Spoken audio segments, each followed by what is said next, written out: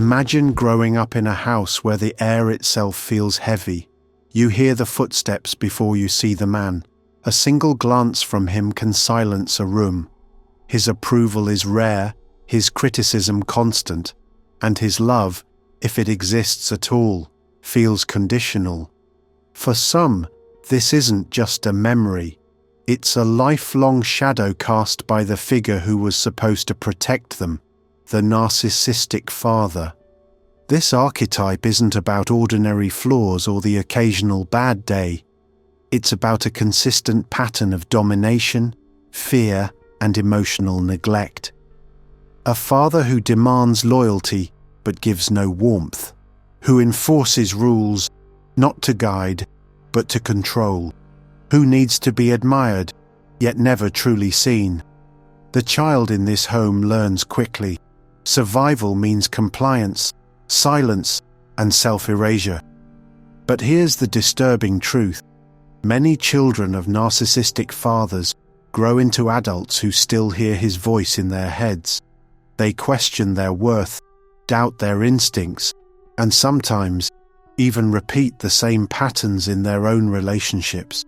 The father may age, the home may change, but his shadow lingers. In this episode, we're diving deep into the narcissistic father archetype, how domination becomes his weapon, how fear keeps everyone in line, and how emotional neglect leaves wounds that are often invisible but never insignificant. We'll explore what it feels like to live under this kind of authority, and more importantly, what it takes to finally break free from it, because naming the shadow is the first step to escaping it. To understand the narcissistic father archetype, we first need to explore what the term archetype really means. Psychologist Carl Jung described archetypes as universal patterns of human behavior, roles that appear across cultures and generations. They aren't just abstract concepts, they're recurring characters that shape our myths, our families, and even our inner lives. The father, in its healthiest form, represents protection, guidance, and stability.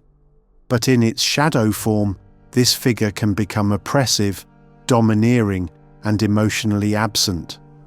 This is where the narcissistic father archetype emerges. At his core, the narcissistic father is defined not by ordinary mistakes or the occasional harsh word, but by a consistent, ingrained pattern of behavior. His identity is often wrapped around control, image, and the pursuit of admiration. He thrives on dominance within the family unit. He positions himself as the authority, the unquestionable ruler of the household. Every interaction is filtered through the lens of how it reflects on him. What sets this archetype apart is the emotional vacuum at its center. Unlike a father who disciplines out of care, the narcissistic father disciplines to maintain power. Unlike a father who guides, he manipulates. Unlike a father who nurtures, he withholds affection as a way of keeping children desperate for approval. It's important here to make a distinction. Not every parent with narcissistic traits meets the threshold for narcissistic personality disorder, NPD. Clinical NPD is a psychiatric diagnosis, while the narcissistic father archetype describes a pattern of behavior that may or may not meet diagnostic criteria. Still, the impact on children is profound, regardless of the label. Why fathers? Historically and culturally, fathers have been associated with authority and power in the family system. This positioning makes it easier for narcissistic tendencies to express themselves in the form of domination, neglect, and fear. The father archetype has the potential to inspire resilience, but when corrupted, it can also inflict some of the deepest psychological wounds. By understanding this archetype, we begin to see that the narcissistic father is not just strict or tough. He is a force of psychological shaping, molding children in ways that echo long after childhood has ended. Domination is the centerpiece of the narcissistic father's playbook. For him, fatherhood is not about guidance or nurturing. It is about establishing and maintaining unquestioned authority. In his mind, power equals respect, and obedience equals love. Anything less is rebellion. This domination can take many forms. On the surface, it may look like strict rules, harsh punishments, or rigid expectations. But beneath that exterior lies a need to control the environment and everyone within it. He may dictate how his children should speak, what interests they are allowed to pursue, even how they should think. Disagreement is treated as disrespect. Independence is punished as betrayal. Sometimes this domination is overt. Yelling, threats, or physical intimidation keep everyone in line. Other times it's subtle. A cutting remark at the dinner table, sarcasm disguised as humor, or a dismissive glance that tells a child they've already failed. These small acts accumulate, sending the message that the father's approval is conditional and his disapproval is constant. What makes this dynamic so insidious is the illusion of strength it creates. To the outside world, the narcissistic father may appear confident, decisive, even admirable. But beneath that facade is fragility, a deep fear of losing control. His domination is not rooted in genuine strength, but in the inability to tolerate vulnerability. He must always be on top, because to him, equality feels like weakness. For the child, the consequences are profound. Living under constant domination teaches them to be hypervigilant, always scanning for cues about the father's mood. They may learn to suppress their own needs and feelings, believing that self-expression is dangerous. Many grow into adults who struggle with assertiveness, either becoming overly submissive in relationships or swinging to the opposite extreme, adopting domineering traits themselves. Domination is not leadership. True leadership inspires trust, safety, and respect. Domination breeds fear, silence, and resentment.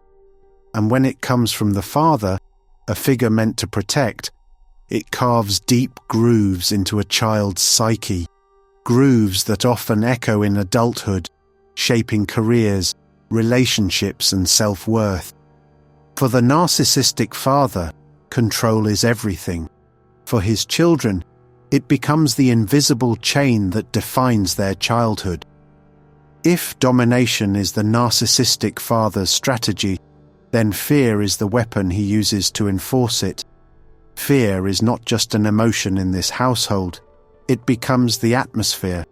It seeps into every corner of daily life, shaping how children think, speak, and even breathe when he is near. Fear can be loud, raised voices slamming doors, unpredictable outbursts of anger that make everyone freeze. In these moments, the father doesn't need to strike. His presence alone is enough to terrify. The child learns that a single wrong word, a misplaced laugh, or even silence at the wrong time could unleash an eruption. Living in this environment is like walking across a minefield. Safety never feels guaranteed. But fear is also quiet. Sometimes it takes the form of the cold, punishing silence of the father's withdrawal. The silent treatment is a favorite tool. Days of icy distance where the child feels invisible, desperate for acknowledgement. The unpredictability is what makes it most effective. Children never know which version of their father they will encounter, the explosive tyrant or the detached ghost. This uncertainty conditions them to constantly anticipate, to constantly self-censor. Over time, fear reshapes the child's nervous system. They become hyper-attuned to subtle cues, the tension in his jaw, the rhythm of his footsteps, the weight of his sighs. Their survival depends on reading the signs.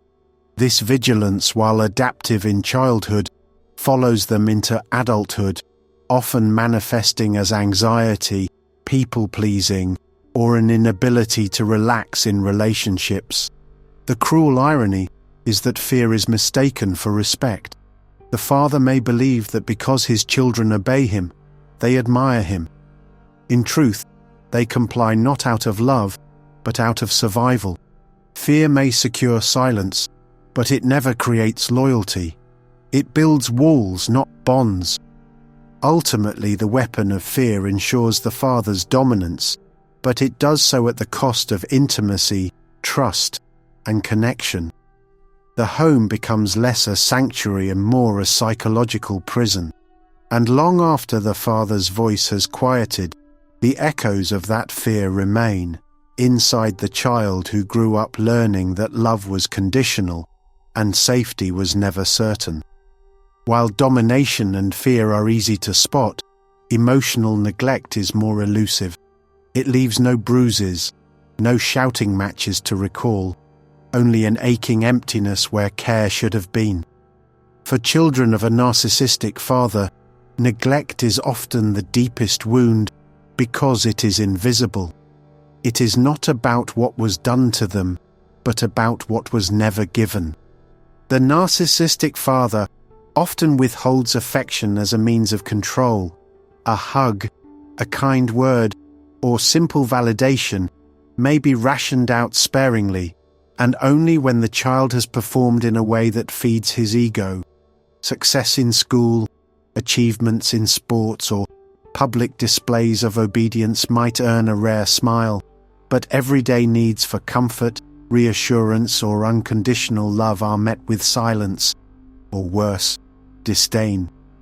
To him, emotions are weaknesses, distractions, or threats to his authority. This absence of empathy teaches the child a painful lesson. Their feelings don't matter. When they cry, they're told to stop. When they're afraid, they're mocked. When they reach for connection, they're met with distance. Over time, they stop reaching. They bury their emotions, learning that vulnerability is unsafe, that longing for love will only lead to disappointment. Unlike overt abuse, emotional neglect can be hard to name because it feels like nothing happened, but that nothingness is everything. It creates what psychologists call the hungry child effect.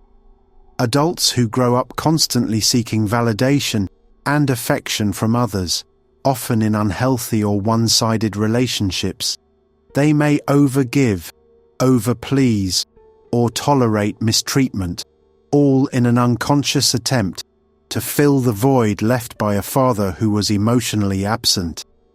The insidious nature of neglect is that it often goes unnoticed by outsiders.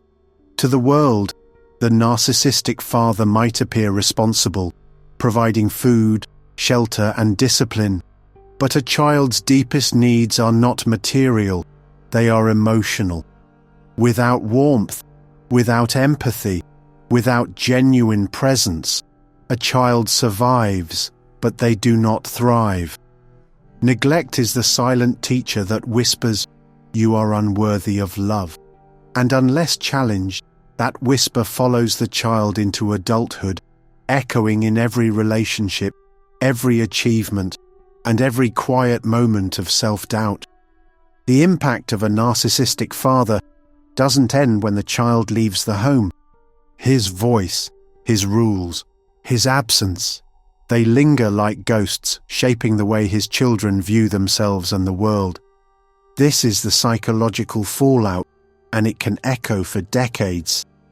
One of the most common consequences is a fractured sense of identity. Growing up under domination and neglect, children learn to mold themselves around the father's moods and demands. They suppress their authentic thoughts and feelings in order to stay safe. As adults, this often leaves them asking, "Who am I?" when I'm not trying to please someone else. Low self-worth is another legacy. constant criticism, conditional love, and emotional abandonment teach children that they are never enough. Even when they achieve success, the inner critic, an echo of the father's voice, undermines their accomplishments. They may become perfectionists, forever chasing approval they'll never feel, or conversely, they may sabotage themselves, convinced they don't deserve happiness. Relationships are also affected. Many are drawn unconsciously to partners or authority figures who resemble the father, controlling, dismissive, or emotionally unavailable. Familiar pain feels safer than unfamiliar love. Others may struggle to trust at all, keeping intimacy at arm's length to avoid the risk of rejection. Finally, the fallout often appears as chronic anxiety, depression, or complex trauma symptoms. Living in fear as a child wires the nervous system for hypervigilance. Even in adulthood, a raised voice or a critical look can trigger disproportionate reactions, as if the father were still in the room. The psychological fallout is not destiny, but it is reality. Without awareness, the shadow of the narcissistic father can stretch across an entire lifetime. Recognizing it is the first step to breaking free. Escaping the legacy of a narcissistic father begins with awareness. Naming the wound is powerful. It allows survivors to see that what happened to them was not their fault, but the result of a toxic dynamic they were forced into. Recognition is the first crack in the chain. The next step is rebuilding the self that was silenced. Therapy can provide a safe space to process the fear, anger, and grief that were once suppressed. Practices like journaling, mindfulness, or inner child work help reconnect with emotions that were long buried. For some, support groups or communities of survivors offer validation that they are not alone in their struggle. Boundaries are also essential. The child who grew up with domination and neglect must learn that no is not rebellion, it is protection. Creating distance from toxic patterns, whether physical or emotional, gives space for healing. Most importantly, breaking the cycle means redefining what fatherhood, leadership, and love should look like. Survivors who become parents themselves can choose empathy over control, presence over neglect, connection over fear. The cycle ends not when the narcissistic father changes, but when his children reclaim their power to live, love, and parent differently. The narcissistic father archetype leaves deep scars of domination, fear, and neglect. But scars are also proof of survival. If you grew up in his shadow, remember this: you are not defined by what was withheld from you. You are defined by your capacity to heal, to reclaim your voice, and to step into freedom. Breaking free doesn't erase the past, but it transforms its power over you. You are not alone, and your story matters. If this resonates, share your experience below, and join us as we continue shining light on the darkest corners of psychology. Thanks for watching.